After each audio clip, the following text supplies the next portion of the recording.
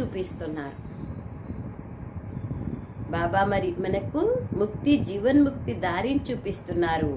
మనం స్వర్గం యొక్క ద్వారం ముందు నిల్చున్నాము అని ఇదంతా మనం స్మరణ చేస్తూ ఉంటే ఎంతో సంతోషంలో ఉంటాం.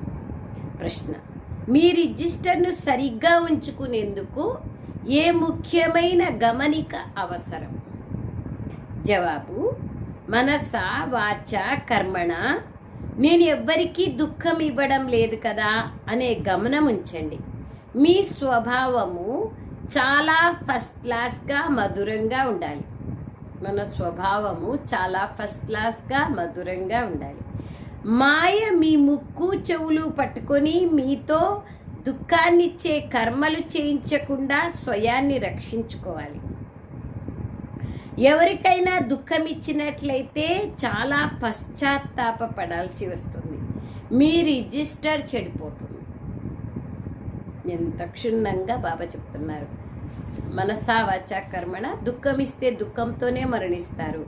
కనుక ఫస్ట్ క్లాస్గా మధురంగా మీ స్వభావం ఉండాలా, లేకుంటే మాయ ఏం చేస్తుంది, మీ ముక్కు చెవులు పట్టుకుంటుంది. అందుకే లక్ష్మణుడు శూర్పణఖ యొక్క ముక్కు చెవులే కొసినారు అని చెప్తారు కదా. మీ ద్వారా దుఃఖమిచ్చే కర్మలే చేయిస్తుంది. స్వయాన్ని రక్షించుకోవాలా, మాయ అనేది రాకుండా.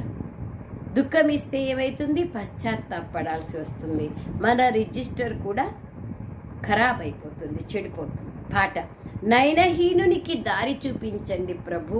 ఇది భక్తి మార్గం యొక్క పాట. బాబా వచ్చినారు, మనకి 3వ నేత్రాన్ని ఇచ్చినారు, మరియు దారి కూడా చూపిస్తున్నారు. సారం: మీ భాగ్యాన్ని ఉన్నతంగా తయారు చేసుకునేందుకు ఎంత వీలైతే అంత అశరీరిగా తయారయ్యే అభ్యాసం చేయాలి.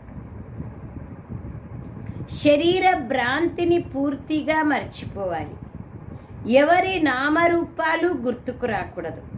ఈ విషయంలోనే పురుషార్థం చేయాలి. 2వ పాయింట్: మీ నడవడిక చార్టును పెట్టుకోవాలి. ఎప్పుడూ అసురీ ప్రవర్తనతో నడవకూడదు.